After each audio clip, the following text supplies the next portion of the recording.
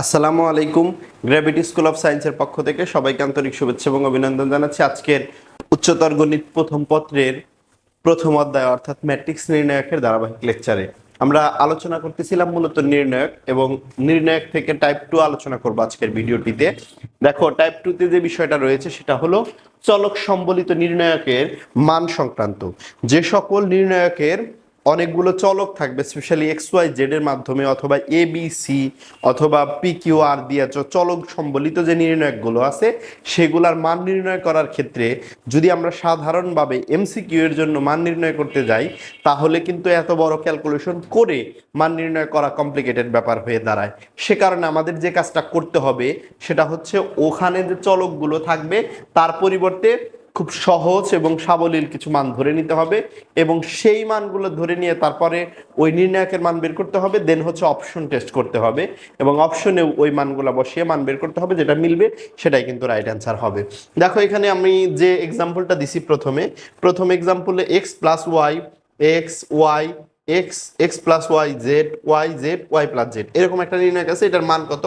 Option A তে আছে 4xyz, option B তে রয়েছে 3xyz, অপশন সি তে রয়েছে 2xyz, অপশন ডি তে রয়েছে xyz। আমরা এই অংশের যদি মান বের করতে চাই তাহলে আমাদের এট ফার্স্ট যে কাজটা করতে হবে সেটা হচ্ছে আমরা এক্স এর পরিবর্তে 1, ওয়াই এর পরিবর্তে 1 এবং জেড এর পরিবর্তেও 1 বসাবো। 1 বসাইলে এই নির্ণায়কটা কি দাঁড়ায়? প্রথমে 2 হয়, এখানে 2 1 1, তারপরে হচ্ছে 1 2 1, তারপরে 1 1 2 এরকম আসে।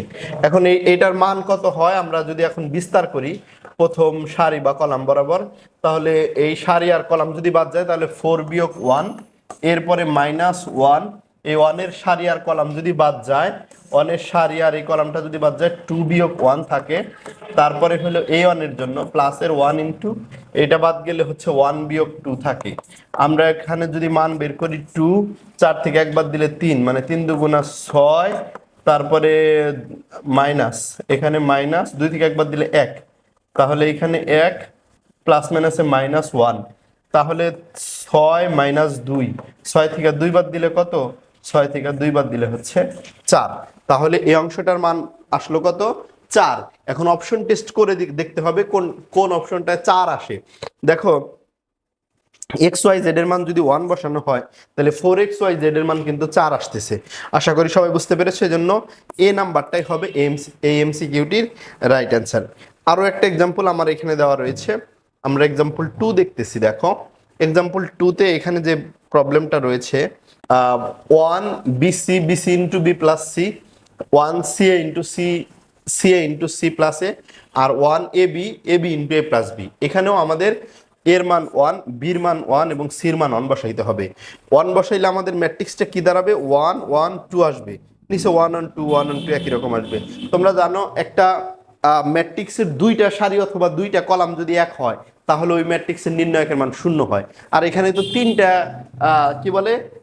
তিনটা সারি একই হয়েছে, অতএব এই ম্যাট্রিক্সের মান ডাবল 0, দ্যাট মিনস 0। তাহলে এইখানে এই ম্যাট্রিক্সের মান কি? 0। এবার আমরা এর মান 1, বির মান 1, সির মান 1 বসাইলে কোনটার মান 0 আসে? ডিরেক্ট অপশন 0 আছে, তাহলে 0 হবে রাইট অ্যান্সার। আশা করি সবাই বুঝতে পেরেছো এই টাইপটি। তো ব্যাপারটা হচ্ছে এরকম কিন্তু ইন্টারেস্টিং মজার ভিডিও পেতে হলে গ্র্যাভিটি স্কুল অফ সায়েন্সের সাথেই থাকতে হবে। ভালো থাকো, সুস্থ থাকো, আসসালামু আলাইকুম।